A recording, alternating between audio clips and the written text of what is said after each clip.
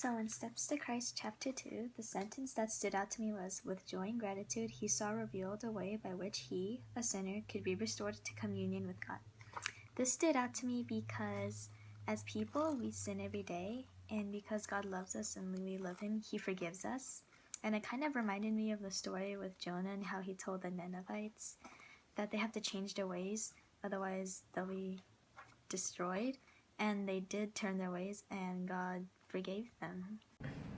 So in Steps to Christ chapter 2, I found it interesting how it talks about us as sinners and what we really need is Christ to bring us back to holiness and to renew our hearts.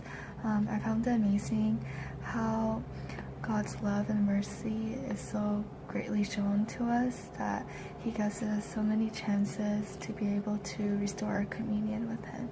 Yeah. This week we read chapter 2 of Steps to Christ by Ellen G. White, and in this chapter I learned that man was originally pure and holy, but because of disobedience, man became full of sin and unholy, and the only way to turn the sin into holiness again is through the power of Christ. Steps to Christ chapter 2. Satan tried to separate God and man. After Adam and Eve sinned, they can't stand in front of God unless their hearts are willing to.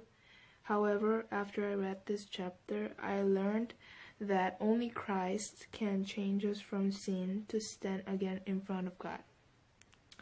We need to see the love of God and the wisdom of his law. Steps to Christ, chapter 2. One of the things that really stood out to me in this chapter is that we as human beings, it is impossible for us to escape the fact that we are sinners. So this really stood out to me because in my own life, I feel that if I try hard enough to be a good person, and if I do enough good works, I feel that those things will allow me to get into heaven. But here, Ellen G. White is reminding us that none of those good things that we do really matters unless we have Jesus in our lives.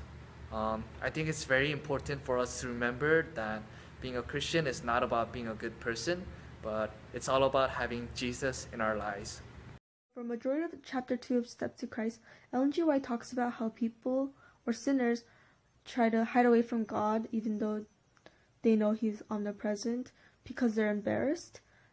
And this just reminded me of Adam and Eve, and it kind of surprised me that she didn't write about it, because Adam and Eve, after they sinned, and as we know they're the first sinners, they try to hide their bodies because they're embarrassed, and they also try to hide away from God. The part that I found most interesting for this chapter was on page 19, when it states that there must be a power working from within, a new life from above, before man can be changed from sin to holiness. That power is Christ. And the reason why I found this interesting was because it really shows how God is all-knowing, and he knows that we are incapable of making it to heaven without his help and without his grace. But he is always there for us, and he is willing to give his one and only Son and his mercy to make sure that we have that chance to go up to heaven and live with him. So, in Steps to Christ, chapter 2, I really liked the part where they talked about how education, culture, the exercise of the will, human efforts all have their proper sphere, but here they are powerless. I liked it because it's just another reminder that all these worldly things may seem important, but in the end, in our relationship with God and Jesus, it doesn't really matter.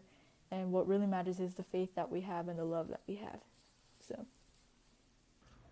in the second chapter of Steps to Christ, we learn that God created man, and because of Satan, we're introduced to sin and evil, and that only through God can we find everlasting life, and also that God has sacrificed all of everything he can for us, and that we should also sacrifice all we have for him.